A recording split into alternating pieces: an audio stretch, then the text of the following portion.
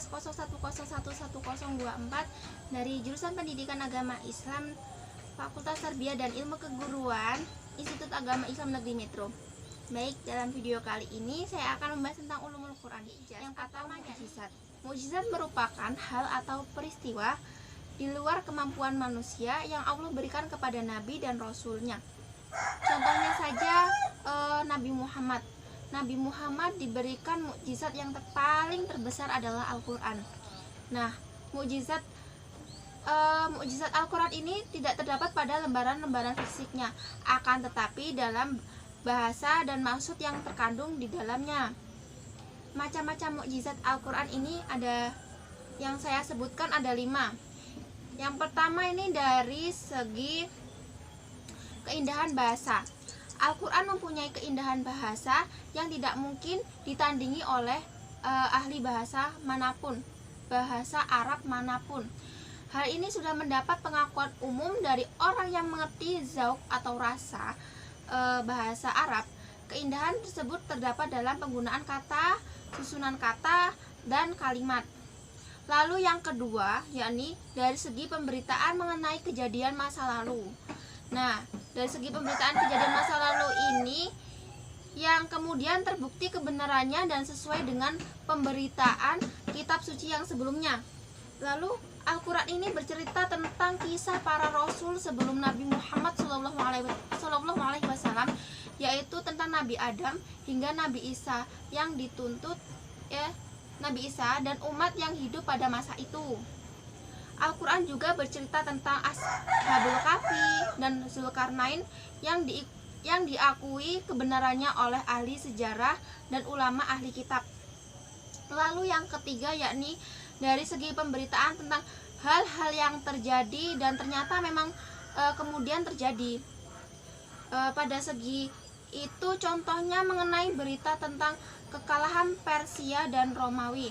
Sesudah kekalahan Romawi, sebagaimana disebutkan Allah dalam Quran surah Ar-Rum ayat 22-4, yang artinya yakni telah dikalahkan bangsa Romawi di negeri yang terdekat dan mereka sudah dikalahkan, itu akan menang. Dan itu memang terjadi adanya. Yang nomor 4, yakni dari segi kandungan akan hakikat kejadian alam dengan seisinya. Pada segi tersebut, pemberitaan seperti ini merupakan hal-hal yang luar biasa yang kemudian terungkap kebenarannya melalui penggalian ilmu, pengetahuan, dan teknologi. Lalu yang kelima, yakni dari segi kandungannya mengenai pedoman hidup. Nah, pada segi kandungannya mengenai pedoman hidup manusia itu mencapai kebahagiaan hidup di dunia dan di akhirat. Tentang halal dan haram, salah dan benar, terus baik maupun buruk, boleh dilakukan dan tidak boleh, ataupun yang tidak boleh dilakukan. Al-Quran diturunkan kepada Nabi Muhammad SAW untuk disampaikan kepada umat manusia bagi kemaslahatan dan kepentingan mereka, khususnya umat yang mukmin.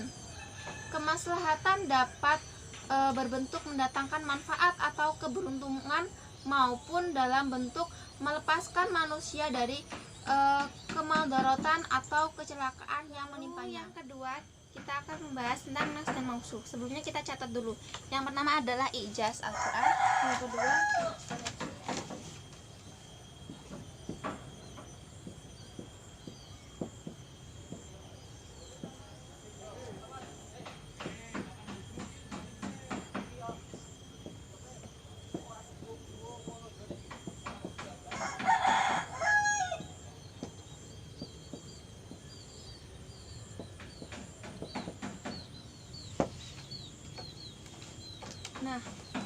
naks mausuf.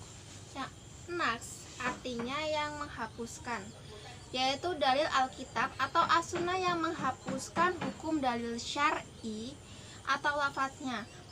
Pada hakikatnya naks yang menghapuskan adalah Allah Azza wa Jalla. Lalu mausuf artinya yang dihapuskan, yaitu hukum dalil syar'i atau lafadznya yang dihapuskan. Nah, Petunjuk adanya nas dalam syariat, yaitu perlu kita ketahui bahwa adanya nas dalam syariat atau adanya ayat Al-Quran yang mausuh oleh ayat lain ditunjukkan oleh dalil nakal atau dalil akal ataupun dalil ijma. Yang pertama yaitu dalil akli, nakal, yaitu firman Allah Subhanahu wa taala, apa saja ayat yang kami naskan atau hapuskan. Quran surah Al-Baqarah ayat 106. Yani makna kata ayat ini di dalam firman Allah ini adalah ayat Al-Quran sebagaimana penafsiran salafus soleh yang kami ketahui, seperti riwayat dari Ibnu Abbas, Mujahid, sahabat-sahabat Ibnu Mas'ud, Abu Aliyah, Muhammad bin Ka'ab, Al-Quradi, Ad-Dahak atau As-Sudi, Ibnu Abi Hatim, Ibnu Jarir, dan Ibnu Katsir. Lalu yang kedua yakni dalil akli. Nah, Syekh Muhammad bin Shalih Al-Utsmani berkata, nas boleh terjadi menurut akal dan nyata terjadi menurut syariat. Adapun bolehnya terjadi menurut akal karena segala perkara di tangan Allah, segala hukum atau keputusan miliknya, karena dia adalah Ar-Rabb atau sang penguasa, Al-Malik atau sang pemilik. Maka dia berhak mensyariatkan bagi hamba-hambanya apa yang dituntut oleh hikmah dan rahmatnya. Apakah akal menolak jika sang pemilik memerintahkan pada apa yang dia miliki dengan apa yang dia kehendaki? Lalu yang ketiga yakni menurut dalil ijma. Nah, dalil ijma ini banyak ulama telah menyatakan adanya ijma tentang adanya nas dalam Al-Quran dan As-Sunnah. Al-Baji berkata, seluruh umat Islam berpendapat bolehnya atau mungkinnya nas syariat menurut akal dan syara. Lalu adapun macam-macam nas. Yang pertama, nas yang mausuk hukumnya, namun lafadznya tetap. Nah, jenis nas mausuk yang paling banyak yaitu hukum syar'i dihapuskan, tidak diamalkan, namun lafadznya tetap. Contohnya saja firman Allah, hai Nabi, kobarkanlah semangat para mukmin itu untuk berperang. Jika ia ada 20 orang, maka yang sabar di antara kamu, niscaya mereka dapat mengalahkan 200 orang musuh. Dan jika ada 100 orang yang sabar di antara kamu, maka mereka dapat mengalahkan 1000 daripada orang kafir. Disebabkan orang-orang kafir itu kaum yang tidak mengerti. Quran surah Al-Anfal. Nah, ayat ini menunjukkan kewajiban bersabarnya 20 umat Islam yang berperang menghadapi 200 orang kafir, dan bersabarnya 100 umat Islam berperang menghadapi 1000 orang kafir. Lalu yang contoh yang kedua nih, nas yang mausuh pada lafadznya namun hukumnya tetap. Adapun pembahasan yang ketiga yakni kisah yang ketiga, kisah Al-Quran.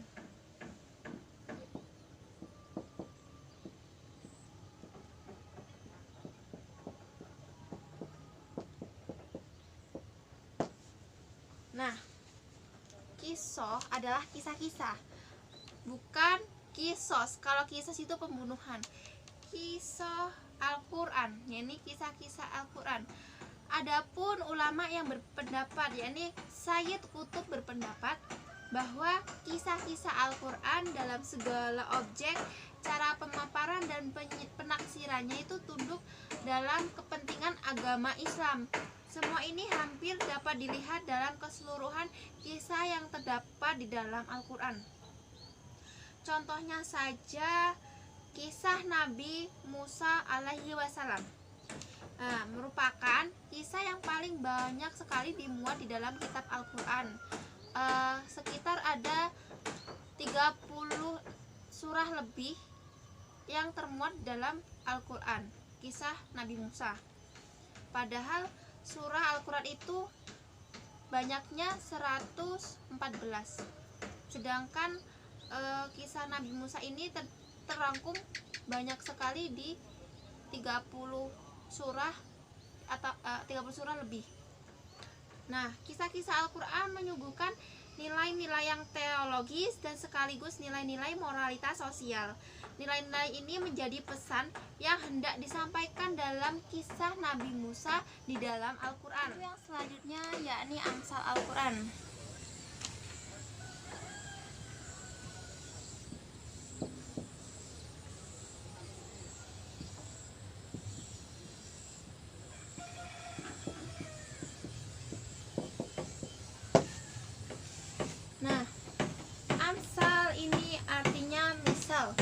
Atau suatu perumpamaan yang ada di dalam pikiran atau yang abstrak dengan deskripsi sesuatu yang dapat dikonkretkan melalui pengungkapan yang indah dan mempesona, baik dengan jalan tasbih, istimanah, runayah, dan mursal. Lalu amsal dibagi menjadi 3 macam. Yang pertama yakni amsal musaharoh, yang kedua amsal kaminah, dan yang ketiga amsal mursalah.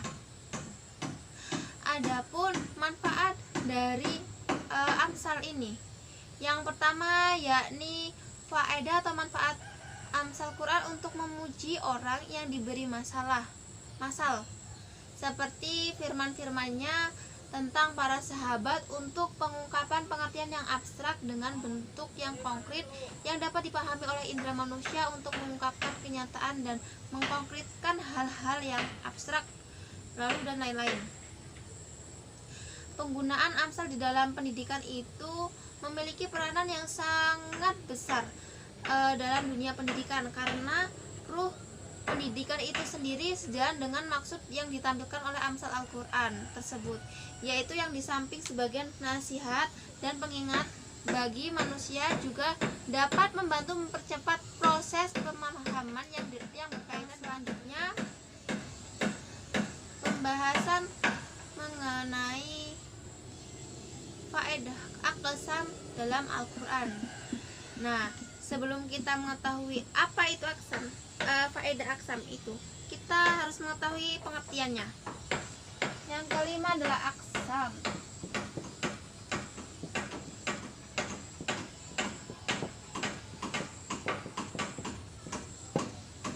Aqsam yakni dari kata qasam. Qasam itu sumpah.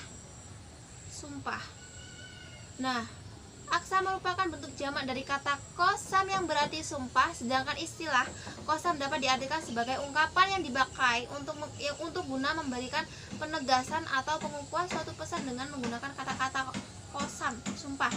Nah, kata-kata qasam ini berupa seperti kata yang ada Allahnya, misalnya billahi, taulahi, dan wallahi.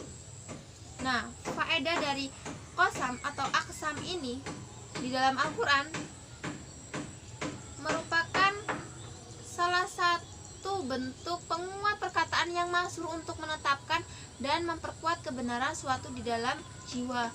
Al-Quran Al-Karim diturunkan untuk seluruh manusia, dan manusia mempunyai sikap yang bermacam-macam terhadapnya. Di antaranya ada yang meragukan dan ada yang mengingkari, dan juga pula ada yang amanat untuk memusuhi. Karena itu dipakailah qasam di dalam kalamullah guna untuk menghilangkan keraguan dan melenyapkan kesalahpahaman, menegakkan hujah, menguatkan khobar, dan menerapkan hukum dengan cara yang paling sempurna. Nah, dalam hadis itu yang diriwayatkan oleh Tirmizi, yang artinya barang siapa bersumpah dengan selain Allah, maka berarti ia telah kafir atau musyrik. Jadi kalau kita sumpah tidak menyebut dengan nama Allah, misalnya sumpah demi setan, berarti kita musyrik. Sumpah demi apapun, sumpah demi hewan apapun lah, itu termasuk kita musyrik, karena kita bersumpah hanya kepada Tuhan. Nah, selain itu, selain dari unsur-unsur dari redaksi sumpah tersebut di atas, yang paling fundamental adalah rukun sumpah, yang merupakan unsur-unsur sumpah yang itu muncul. eh, ada ada tiga, ya ini muqsim, yaitu pelaku sumpah, muqsam bih, sesuatu yang dipakai untuk sumpah, dan yang ketiga ini ada qasam atau alat yang bersumpah. Nah, mungkin itu saja dari penjelasan tentang qasam. Ada pengertian tentang jadal Al-Quran.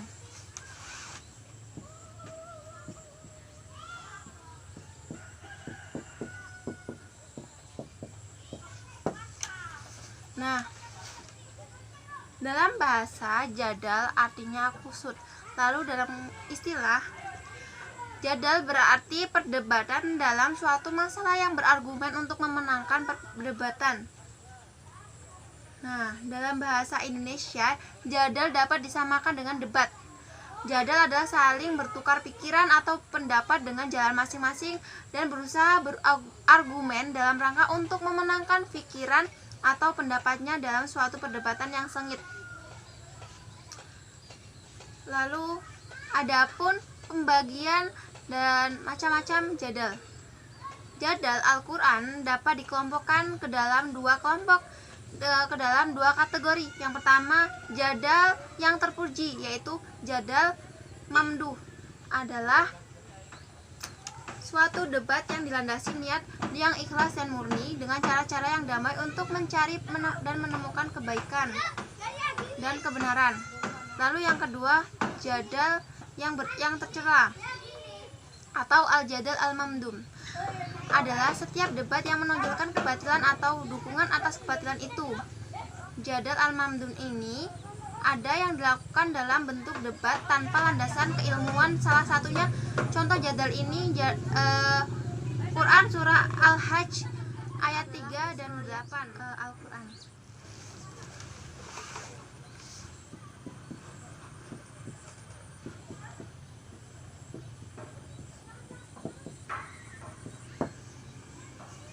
Nah, pengertian Israiliyat yaitu sesuatu yang menunjukkan pada setiap hal yang berhubungan dengan tafsir maupun hadis berupa cerita atau dongeng-dongeng kuno yang dinisbahkan pada asal riwayatnya dari sumber Yahudi, Nasrani atau lainnya. Dikatakan juga bahwa Israiliyat termasuk dongeng yang sengaja diselundupkan oleh musuh-musuh Islam ke dalam tafsir dan hadis yang sama sekali tidak ada dasarnya dalam sumber yang lama. Kisah atau dongeng tersebut sengaja diselundupkan dengan tujuan untuk merusak akidah kaum muslimin. Adapun pendapat ulama mengenai Israiliyat ini, yakni yang pertama klasik, seperti Ibnu Taimiyah. Beliau bertolak dari sudut pandang kedua, yaitu bila Israiliyat sejalan dengan ajaran Islam dapat dibenarkan dan boleh diriwayatkan, sedangkan Israiliyat yang tidak sejalan dengan ajaran Islam harus ditolak dan tidak boleh diriwayatkan, dan Israiliyat yang masuk pada keduanya tidak perlu dibenarkan dan tidak perlu didustakan, tetapi boleh diriwayatkan.